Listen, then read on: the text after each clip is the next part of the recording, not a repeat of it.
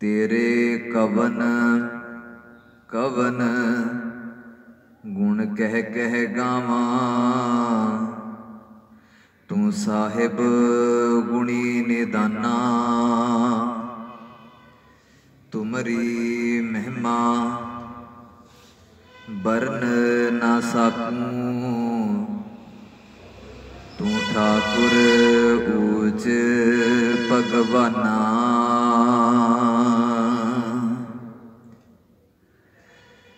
धन धन साहिब श्री गुरु ग्रंथ साहिब जी की छत्र छाया हेठ अमृत वेले तो साहिब जी के पावन दर्शन दीदारे करदियां होइयां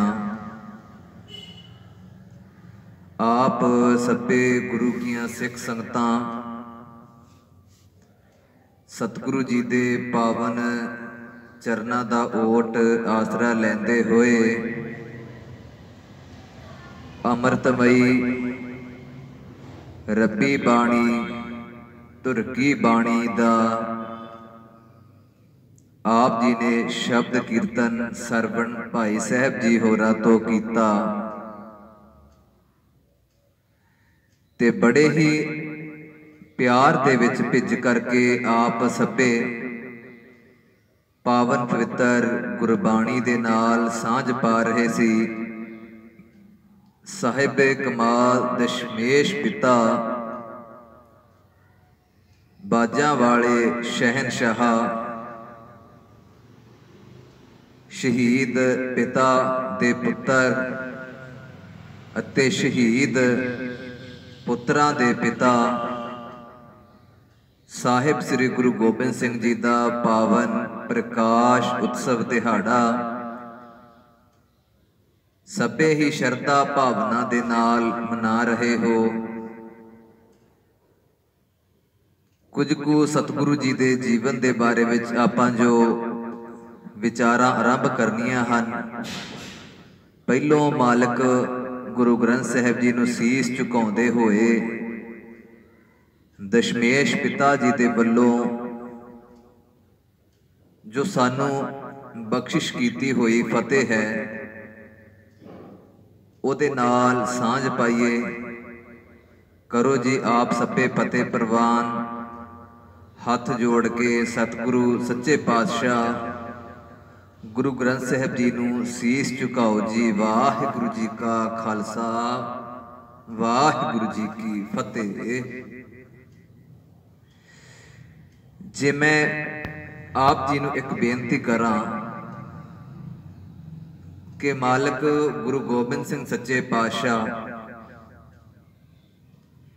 जिन्हां दा के जीवन जो है बड़ा कौतुक भरिया जीवन है, क्योंकि इतिहासकार ये गल लिखते हैं कि मालिक गुरु गोबिंद सिंह जी की जिहड़ी के आयु है तकरीबन 42 साल दसते हैं ते सतगुरु सच्चे पातशाह जी इन्हां सालां दे विच अपनी जिंदगी दे विच वो कौतुक कीते वो सब कुछ करके चले गए। जे असी उहनूं शब्दां दे विच बयान करना होवे तां लफ्ज घट पै जाणगे साडे ते। जे कागज दे उत्ते लिख के बयान करना होवे तां समुंदरां दे पानी लैके अगर शाहियां तैयार कीतियां जाण तां वो भी घट सकदियां हन। कलमां सारी बनस्पति नूं घड़ के तैयार कीतियां जाण ते वो भी घट सकदियां हन, पर सतगुरु दशमेश पिता गुरु गोबिंद सिंह महाराज जी की वडियाई खत्म नहीं हो सकती। जुगां जुगंतरां तक्कर सतगुरां दी वडियाई निरंतर इसे तरह ही चलती रहेगी। हाँ ये गल जरूर है कि जिहड़ा कोई सतगुरु दी वडियाई गावेगा, वडियाई पढ़ेगा, वडियाई नूं सुनेगा, उहदी अपनी जरूर संसार दे अंदर वडियाई होनी शुरू हो जाएगी। एक सच्चे सुच्चे रहबर दे जदों असी गुण गावांगे तां चेते रखियो ਵਡਿਆਈ ਉਸ ਮਾਲਕ ਦੀ ਤੁਸੀਂ ਕਰਨੀ ਹੈ, ਪਰ ਤੁਹਾਨੂੰ ਵਡਿਆਈ ਉਸ ਮਾਲਕ ਨੇ ਆਪਣੇ ਆਪ ਹੀ ਦਵਾ ਦੇਣੀ ਹੈ। ਸਤਿਗੁਰੂ ਗੁਰੂ ਗੋਬਿੰਦ ਸਿੰਘ ਮਹਾਰਾਜ, ਜਿਨ੍ਹਾਂ ਦਾ ਕਿ ਜਨਮ ਪਟਨਾ ਸ਼ਹਿਰ ਦਾ ਹੈ, ਆਪਾਂ ਸਭੇ ਹੀ ਇਸ ਗੱਲ ਤੋਂ ਭਲੀ ਭਾਂਤ ਜਾਣੂ ਹਾਂ। ਮੈਂ ਇੱਥੇ ਬੇਨਤੀ ਕਰ ਦਵਾਂ ਕਿ ਜਦੋਂ ਵੀ ਅਸੀਂ ਗੁਰੂ ਸਾਹਿਬ ਜੀ ਦਾ ਪ੍ਰਕਾਸ਼ ਦਿਵਸ ਮਨਾਈਏ ਤਾਂ ਸਤਿਗੁਰਾਂ ਅੱਗੇ ਇਹ ਬੇਨਤੀ ਜ਼ਰੂਰ ਕਰਿਆ ਕਰੋ ਕਿ ਸਤਿਗੁਰੂ ਸੱਚੇ ਪਾਤਸ਼ਾਹ ਜੀ, ਅਸੀਂ ਇੰਨੇ ਜੋਗੇ ਤਾਂ ਨਹੀਂ ਹਾਂ ਸਾਹਿਬ ਜੀ, ਅਸੀਂ ਇਹੋ ਜਿਹੇ ਨਹੀਂ ਬਣ ਪਾਵਾਂਗੇ ਤੁਹਾਡੇ ਵਰਗੇ। ਜੋ ਤੁਹਾਡਾ ਜੀਵਨ ਹੈ, ਜੋ ਤੁਹਾਡੀ ਜ਼ਿੰਦਗੀ ਹੈ, ਜੋ ਤੁਹਾਡੇ ਕੌਤਕ ਹਨ, ਅਸੀਂ ਚਾਹੁੰਦੇ ਹਾਂ ਕਿ ਸਤਿਗੁਰੂ ਸੱਚੇ ਪਾਤਸ਼ਾਹ ਜਿਸ ਤਰ੍ਹਾਂ ਤੁਸੀਂ ਵਾਹਿਗੁਰੂ ਦੇ ਭਾਣੇ ਦੇ ਵਿੱਚ ਰਹਿ ਕੇ ਜ਼ਿੰਦਗੀ ਬਤੀਤ ਕੀਤੀ ਸੀ, ਹੋਰਾਂ ਦੇ ਵਾਸਤੇ ਤੁਸੀਂ ਆਪਣਾ ਆਪ ਕੁਰਬਾਨ ਕੀਤਾ, ਆਪਣੇ ਪਿਤਾ ਜੀ ਨੂੰ ਕੁਰਬਾਨ ਕੀਤਾ, ਆਪਣੇ ਬੱਚੇ ਤੁਸੀਂ ਸਤਿਗੁਰੂ ਸੱਚੇ ਪਾਤਸ਼ਾਹ ਜੀ ਮੈਦਾਨੇ ਜੰਗ ਦੇ ਵੱਲ ਆਪ ਖੁਦ ਹੱਥੀਂ ਤਿਆਰ ਕਰਕੇ ਤੋਰੇ ਸਨ। ਤੇ ਸਤਿਗੁਰੂ ਜੀ ਇਸੇ ਤਰ੍ਹਾਂ ਸਾਨੂੰ ਸਮਰੱਥਾ ਬਖਸ਼ਿਓ ਕਿ ਜ਼ਿੰਦਗੀ ਦਾ ਸਫ਼ਰ ਤੈਅ ਕਰਦਿਆਂ ਹੋਇਆਂ ਬਹੁਤ ਹੀ ਜ਼ਿਆਦਾ ਮੁਸ਼ਕਿਲਾਂ ਆ ਜਾਂਦੀਆਂ ਹਨ, ਪਰ ਤੁਹਾਡੇ ਮਿਹਰ ਹੋਵੇ, ਤੁਹਾਡਾ ਆਸ਼ੀਰਵਾਦ ਹੋਵੇ ਤੇ ਸਭ ਕੁਝ ਸਹੀ ਹੋ ਜਾਂਦਾ ਹੈ। ਸਤਿਗੁਰੂ ਕਿਰਪਾ ਰੱਖਣੀ ਸਾਡੇ ਤੇ। ਇਹ ਬੇਨਤੀ ਕਰਿਆ ਕਰੋ ਮਾਲਕ ਨੂੰ। ਮੈਂ ਬੇਨਤੀ ਕਰਾਂ ਕਿ ਸਤਿਗੁਰੂ ਜੀ ਦਾ ਜਨਮ ਪਟਨਾ ਸ਼ਹਿਰ ਦਾ ਹੈ, ਤੇ ਜਦੋਂ ਸਾਹਿਬ ਜੀ ਦਾ ਜਨਮ ਹੋਇਆ ਨਾ,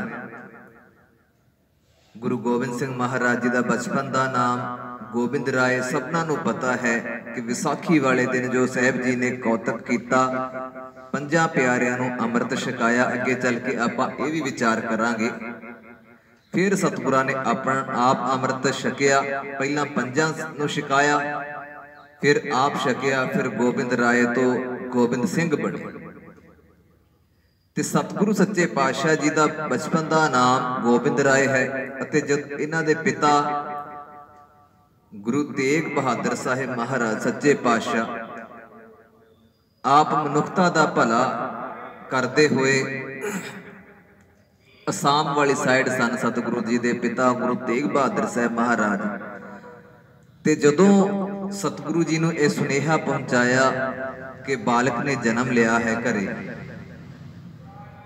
ਤੇ ਬਹੁਤ ਸੋਹਣਾ, ਬਹੁਤ ਸੁੰਦਰ ਹੈ, ਤੇ ਸਤਿਗੁਰੂ ਸੱਚੇ ਪਾਤਸ਼ਾਹ ਜੀ ਨੇ ਵਿਸ਼ੇਸ਼ ਰੂਪ ਵਿੱਚ ਇਹ ਗੱਲ ਆਖੀ ਕਿ ਇਸ ਬੱਚੇ ਦੇ ਸਿਰ ਦੇ ਉੱਤੇ ਬੜੇ ਵੱਡੇ ਵੱਡੇ ਕਾਰਜ ਹਨ। ਇਹਨੇ ਉਹ ਸਭ ਕਰ ਜਾਣੇ ਹਨ ਜੋ ਦੁਨੀਆ ਨੇ ਕਦੇ ਸੋਚੇ ਵੀ ਨਹੀਂ ਹੋਣਗੇ। ਬਹੁਤ ਹੀ ਭਾਰੀਆਂ ਜ਼ਿੰਮੇਵਾਰੀਆਂ ਹਨ, ਤੇ ਇਹਨਾਂ ਦਾ ਵਿਸ਼ੇਸ਼ ਧਿਆਨ ਰੱਖਿਆ ਜਾਵੇ, ਖਾਸ ਧਿਆਨ ਰੱਖਿਆ ਜਾਵੇ ਕਿ ਕੌਣ ਇਹਨਾਂ ਨੂੰ ਮਿਲਦਾ ਹੈ, ਕੌਣ ਇਹਨਾਂ ਦੇ ਕੋਲ ਬੈਠਦਾ ਹੈ। ਉਹਦਾ ਕਾਰਨ ਇੱਕੋ ਹੀ ਸੀਗਾ, ਕਿਉਂਕਿ ਸਤਿਗੁਰੂ ਸੱਚੇ ਪਾਤਸ਼ਾਹ ਜੀ ਨੂੰ ਪਤਾ ਸੀ ਕਿ ਗੁਰੂ ਨਾਨਕ ਸਾਹਿਬ ਦੀ ਸਿੱਖੀ ਜਿਹੜੀ ਹੈ ਸੱਚ ਦੀ ਆਵਾਜ਼ ਦੇ ਕੇ ਚੱਲਦੀ ਪਈ ਹੈ। ਇਹਨੂੰ, ਇਸ ਸੱਚ ਦੀ ਆਵਾਜ਼ ਨੂੰ ਦਬਾਉਣ ਦੇ ਲਈ ਦੁਸ਼ਮਣ ਦੇ ਵੱਲੋਂ ਬੜੀਆਂ ਕੋਝੀਆਂ ਚਾਲਾਂ ਵੀ ਵਰਤੀਆਂ ਜਾਣਗੀਆਂ। ਤੇ ਤਾਂ ਕਰਕੇ ਸਤਿਗੁਰੂ ਸੱਚੇ ਪਾਤਸ਼ਾਹ ਗੁਰੂ ਤੇਗ ਬਹਾਦਰ ਸਾਹਿਬ ਮਹਾਰਾਜ ਇਹ ਜਾਣਦੇ ਸਨ ਕਿ ਜਿਨ੍ਹਾਂ ਨੇ ਗੁਰੂ ਨਾਨਕ ਸਾਹਿਬ ਜੀ ਦੇ ਸਿਧਾਂਤ ਨੂੰ ਸੰਭਾਲਣਾ ਹੈ, ਜਿਨ੍ਹਾਂ ਦੇ ਉੱਤੇ ਇਹ ਜ਼ਿੰਮੇਵਾਰੀ ਆਉਣੀ ਹੈ, ਉਹਨਾਂ ਦਾ ਧਿਆਨ ਰੱਖਣਾ ਵੀ ਬਹੁਤ ਜ਼ਰੂਰੀ ਹੈ, ਖਿਆਲ ਰੱਖਣਾ ਅਤਿਅੰਤ ਜ਼ਰੂਰੀ ਹੈ। ਤਾਂ ਕਰਕੇ ਸਤਿਗੁਰਾਂ ਨੇ ਇਹ ਹਦਾਇਤਾਂ ਕੀਤੀਆਂ ਸਨ ਕਿ ਕੋਈ ਵੀ ਇਹਨਾਂ ਦੇ ਦਰਸ਼ਨਾਂ ਵਾਸਤੇ ਆਵੇ, ਕੋਈ ਵੀ ਪੁੱਛ ਇਹਨਾਂ ਨੂੰ ਮਿਲਣਾ ਚਾਹਵੇ, ਪਹਿਲਾਂ ਚੰਗੀ ਤਰ੍ਹਾਂ ਜਾਂਚ ਪੜਤਾਲ ਕਰ ਲਿਆ। ਤੇ ਉਧਰ ਜਿਨ੍ਹਾਂ ਨੂੰ ਇਤਿਹਾਸ ਦੇ ਵਿੱਚ ਭੀਖਣ ਸ਼ਾਹ ਵੀ ਕਹਿ ਕੇ ਬੋਲਦੇ ਹਨ, ਤੇ ਸ਼ਾਹ ਭੀਖ ਕਰਕੇ ਵੀ ਕੁਝ ਇਤਿਹਾਸਕਾਰਾਂ ਨੇ ਨਾਮ ਲਿਖਿਆ ਹੈ। ਕੜਾਮ ਇਹਨਾਂ ਦਾ ਪਿੰਡ ਹੈ।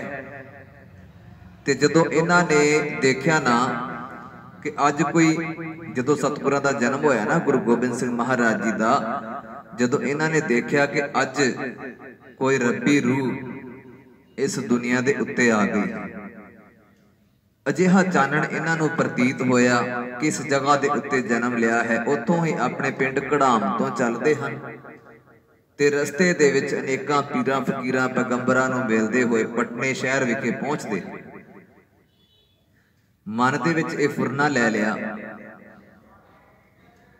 ਕਿਉਂਕਿ ਜਦੋਂ ਇਹਨਾਂ ਨੂੰ ਪਤਾ ਲੱਗਿਆ, ਪ੍ਰਕਾਸ਼ ਹੋਇਆ ਬੈਠਿਆਂ ਨੂੰ ਕਿ ਅੱਜ ਖੁਦਾ ਖੁਦ ਇਸ ਧਰਤੀ ਦੇ ਉੱਤੇ ਜਨਮ ਲੈ ਕੇ ਆ ਗਏ ਹਨ ਤੇ ਉਹ ਜਗ੍ਹਾ ਹੈ ਪਟਨਾ। ਪਟਨੇ ਸ਼ਹਿਰ ਦੇ ਵਿੱਚ ਜਨਮ ਲਿਆ ਹੈ ਤੇ ਉੱਥੇ ਜਾ ਕੇ ਦੀਦਾਰੇ ਤਾਂ ਕਰਨੇ ਹੀ ਕਰਨੇ ਹਨ। ਨਾਲ ਆਪਣੇ ਇਹਨਾਂ ਨੇ ਕੁਝ ਚੇਲੇ ਲਏ ਅਤੇ ਆਪ ਚੱਲੇ। ਅੱਗੇ ਚੱਲ ਕੇ ਜਦੋਂ ਪਟਨੇ ਪਹੁੰਚਦੇ ਹਨ, ਪਤਾ ਕਰਦੇ ਹਨ ਕਿ ਕਿੱਥੇ ਹੈ ਬਾਲਕ ਦਾ ਜਨਮ ਹੋਇਆ। ਸ਼ਹਿਰ ਵਾਸੀਆਂ ਨੇ ਦੱਸਿਆ ਕਿ ਗੁਰੂ ਤੇਗ ਬਹਾਦਰ ਸਾਹਿਬ ਜੀ ਦੇ ਘਰੇ ਇੱਕ ਐਸਾ ਸੁਪੁੱਤਰ ਪੈਦਾ ਹੋਇਆ ਹੈ ਜਿਹਦੇ ਬਾਰੇ ਜੋ ਅਸੀਂ ਸੋਚਿਆ ਨਹੀਂ, ਜੋ ਅਸੀਂ ਵੇਖਿਆ ਨਹੀਂ। ਉਹਨਾਂ ਦਾ ਜਦੋਂ ਤੁਸੀਂ ਦਰਸ਼ਨ ਕਰੋਗੇ ਤੇ ਮਨ ਨੂੰ ਠੰਡਕ ਪੈ ਜਾਂਦੀ। ਸਮਝ ਗਏ ਸਨ ਪੀਰ ਜੀ ਕਿ ਕਿਸ ਜਗ੍ਹਾ ਦੇ ਉੱਤੇ ਕਿਹਨਾਂ ਦੇ ਕੋਲ ਜਾਣਾ ਹੈ। ਜਦੋਂ ਆਏ ਉਹਨਾਂ ਦੇ ਘਰ ਦੇ ਕੋਲ ਤੇ ਅੱਗੇ ਮਾਮਾ ਜੀ ਸਨ, ਨਾਲ ਹੋਰ ਅਹਿਲਕਾਰ ਸਨ, ਸੇਵਾਦਾਰ ਸਨ। ਤੇ ਜਦੋਂ ਪਤਾ ਕੀਤਾ ਕਿ ਕੌਣ ਹੋ, ਦੱਸਣਾ ਕੀਤਾ ਜੀ ਇਸ ਤਰ੍ਹਾਂ ਮੈਂ। ਉਹਨਾਂ ਦੇ ਚੇਲਿਆਂ ਨੇ ਦੱਸਿਆ ਕਿ ਇੱਕ ਪੀਰ ਹਨ, ਪਰ ਇਹਨਾਂ ਨੂੰ ਇਉਂ ਮਹਿਸੂਸ ਹੋਇਆ ਹੈ ਕਿ ਪਟਨੇ ਸ਼ਹਿਰ ਵਿਖੇ ਉਸ ਖੁਦਾ ਨੇ ਜਨਮ ਲਿਆ ਹੈ ਜਿਹਦਾ ਇਹ ਰੋਜ਼ ਵੰਦਨਾ ਕਰਦੇ ਹਨ, ਜਿਨ੍ਹਾਂ ਦੇ ਬਾਰੇ ਵਿੱਚ ਰੋਜ਼ ਇਹ ਡੰਡੌਤ ਕਰਦੇ ਹਨ। ਇਹ ਉਹਨਾਂ ਦੇ ਦਰਸ਼ਨ ਕਰਨੇ ਚਾਹੁੰਦੇ। ਤੇ ਸਤਿਗੁਰੂ ਸੱਚੇ ਪਾਤਸ਼ਾਹ ਜੀ ਅਜੇ ਬਾਲ ਅਵਸਥਾ ਦੇ ਵਿੱਚ ਸਨ, ਗੁਰੂ ਗੋਬਿੰਦ ਸਿੰਘ ਮਹਾਰਾਜ। ਤੇ ਮਾਮਾ ਇਹਨਾਂ ਦੇ ਕਹਿਣ ਲੱਗੇ ਕਿ ਠੀਕ ਹੈ, ਨਾਮ ਦੱਸ ਦਿਓ। ਇਹ ਕਹਿਣ ਲੱਗੇ ਜੀ ਮੇਰਾ ਨਾਮ, ਜੋ ਕਿ ਮੈਨੂੰ ਭੀਖਣ ਸ਼ਾਹ ਕਰਕੇ ਵੀ ਬੋਲਦੇ ਹਨ, ਪਰ ਮੈਂ ਹੈ ਇਹਨਾਂ ਦਾ ਹੀ। ਜਦੋਂ ਅੱਗੇ ਜਾ ਕੇ ਸਾਰੀ ਤਸੱਲੀ ਕਰਕੇ ਜਦੋਂ ਸਾਹਮਣੇ ਇਹਨਾਂ ਨੂੰ ਬਿਠਾਇਆ ਗਿਆ, ਦਰਸ਼ਨ ਕਰਵਾਏ ਗਏ ਨਾ ਜਦੋਂ, ਤੇ ਇਹਨਾਂ ਦੇ ਮਨ 'ਚ ਇਹ ਫੁਰਨਾ ਸੀ ਕਿ ਇਹ ਭਲਾ ਹਿੰਦੂਆਂ ਦੀ ਰਾਖੀ ਕਰਨਗੇ ਜਾਂ ਮੁਸਲਮਾਨਾਂ ਦੀ, ਇਹ ਕਿਹਨਾਂ ਦੀ ਸਹਾਇਤਾ ਕਰਨਗੇ। ਜਦੋਂ ਉਹਨਾਂ ਨੇ ਮਨ 'ਚ ਇਹ ਗੱਲ ਸੋਚੀ ਤੇ 2 ਕੁੱਜੀਆਂ ਮੰਗਵਾਈਆਂ ਮਠਿਆਈ ਦੀਆਂ। ਇਤਿਹਾਸਕਾਰ ਲਿਖਦੇ ਹਨ ਕਿ 2 ਕੁੱਜੀਆਂ ਮੰਗਵਾ ਲੀਆਂ ਮਠਿਆਈ ਦੀਆਂ ਤੇ ਸਾਹਮਣੇ ਗੁਰੂ ਗੋਬਿੰਦ ਸਿੰਘ ਮਹਾਰਾਜ ਜੀ ਦੇ ਇਉਂ ਕਰਕੇ ਰੱਖ ਦਿੱਤੀਆਂ, ਹੱਥ 'ਚ ਫੜੀਆਂ ਹਨ। ਤੇ ਇੱਕ ਤਾਂ ਇਹਨਾਂ ਨੇ ਸੰਕਲਪ ਕੀਤਾ ਸੀ ਕਿ ਇਹ ਹਿੰਦੂਆਂ ਦੀ ਹੈ ਅਤੇ ਇਹ ਮੁਸਲਮਾਨਾਂ ਦੀ ਹੈ। ਦਿਲਾਂ ਦੇ ਜਾਣਨ ਵਾਲੇ ਸੱਚੇ ਪਾਤਸ਼ਾਹ ਸ਼ਾਹੇ ਸ਼ਹਿਨਸ਼ਾਹ ਗੁਰੂ ਗੋਬਿੰਦ ਸਿੰਘ ਮਹਾਰਾਜ, ਮਨ 'ਚ ਫੁਰਨਾ ਸੀ ਪੀਰ ਜੀ ਦੇ ਕਿ ਕਿਹਨਾਂ ਦੀ ਰਖਵਾਲੀ ਕਰੋਗੇ।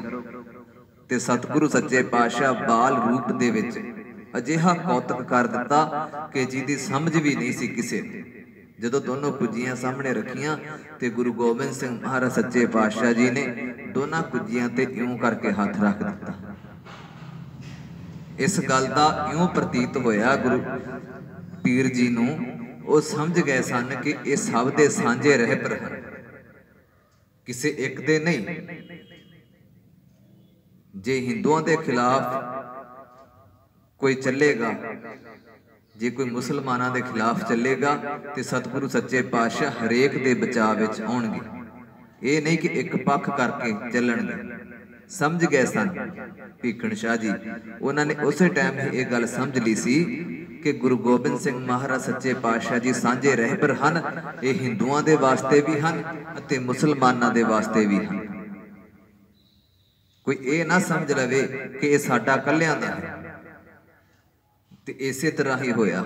ਗੁਰੂ ਗੋਬਿੰਦ ਸਿੰਘ ਮਹਾਰਾਜ ਜੀ ਦੀ ਸ਼ਰਨ ਦੇ ਵਿੱਚ ਜਿਹੜਾ ਆਇਆ, ਸਤਿਗੁਰਾਂ ਨੇ ਉਹਨੂੰ ਗਲ ਦੇ ਨਾਲ ਹੀ ਲਾਇਆ ਸੀ। ਇਹ ਨਹੀਂ ਸੀ ਪੁੱਛਿਆ ਕਿ ਤੂੰ ਕੌਣ ਹੈ, ਕਿਹੜੀ ਤੇਰੀ ਜਾਤ ਬਰਾਦਰੀ ਹੈ, ਕਿਹੜਾ ਤੇਰਾ ਕਬੀਲਾ ਹੈ, ਕਿਹੜੀ ਤੇਰੀ ਜਗ੍ਹਾ ਹੈ। ਕੇਵਲ ਉਹਦੀ ਅੰਦਰੂਨੀ ਦਿਲੋਂ ਭਾਵਨਾ ਕੀ ਸੀਗੀ, ਸਿਰਫ ਉਸੇ ਨੂੰ ਹੀ ਵਿਚਾਰਿਆ। ਉਹਦੇ ਪਿਆਰ ਨੂੰ ਵੇਖਦਿਆਂ ਹੋਇਆਂ ਸਤਿਗੁਰੂ ਸੱਚੇ ਪਾਤਸ਼ਾਹ ਜੀ ਹਰੇਕ ਨੂੰ ਆਪਣੀ ਗਲਵਕੜੀ 'ਚ ਲੈ ਕੇ ਉਹਦਾ ਜਨਮ ਮਰਨ ਕੱਟ ਦਿੰਦੇ ਸਨ, ਉਹਦੀਆਂ ਕੁਲਾਂ ਤਾਰ ਦਿੰਦੇ ਸਨ। ਆਓ ਆਪਾਂ ਵੀ ਇਹੀ ਸੰਕਲਪ ਗੁਰੂ ਸਾਹਿਬ ਦੇ ਸਾਹਮਣੇ ਕਰੀਏ ਕਿ ਸਤਿਗੁਰੂ ਸੱਚੇ ਪਾਤਸ਼ਾਹ ਜੀ ਸਾਡੇ ਸਿਰ ਤੇ ਵੀ ਮਿਹਰ ਭਰਿਆ ਏਦਾਂ ਹੀ ਹੱਥ ਰੱਖਿਓ जिद्दां तुसीं पीर जी दे सिर उत्ते रखिया सी। मालिक सच्चे पातशाह जी दया कर दिओ ताकि अगर तुसीं साडे ते किरपा करोगे ते साडा भी इस दुनिया दे विच आउणा सफल हो जाएगा। अरदास करया करो सतगुरां नूं, ये जिहड़ी कह दिया करो मालिक जी नूं कि जिथे सोहना शरीर बख्शिया है धीआं पुत्तर बख्शे हन, उथे मालिक जी अपने दर दी सेवा भी बख्श दिया क्या करो सतगुरां नूं। ते जिवें जिवें सतगुरु सच्चे पातशाह जी वड्डे हुंदे गए उवें उवें ही मालिक जी ने कौतक करने आरंभ कर दिते। जिवें जिवें सतगुरु सच्चे पातशाह जी चढ़दी जवानी वल वधदे सन ते उसे तरह ही सतगुरु सच्चे पातशाह जी नूं पता सी आउण वाले समयां दा, आउण वालियां हालातां दा, आउण वाला की सिस्टम होवेगा। उसे प्रकार दियां गुरु साहब खेडां करदे सन। बचपन दे विच जदों खेडण वास्ते जांदे सन, बाजार दे विच, गलियां दे विच जां अपने घर दे विहड़े दे विच जदों सतगुरु सच्चे पातशाह खेडदे सन ते उत्थे बच्चियां दे नाल छोटे छोटे जिहड़े बच्चे सन उन्हां नूं सतगुरु सच्चे पातशाह जी फौजी ट्रेनिंग दे के तोरदे सन।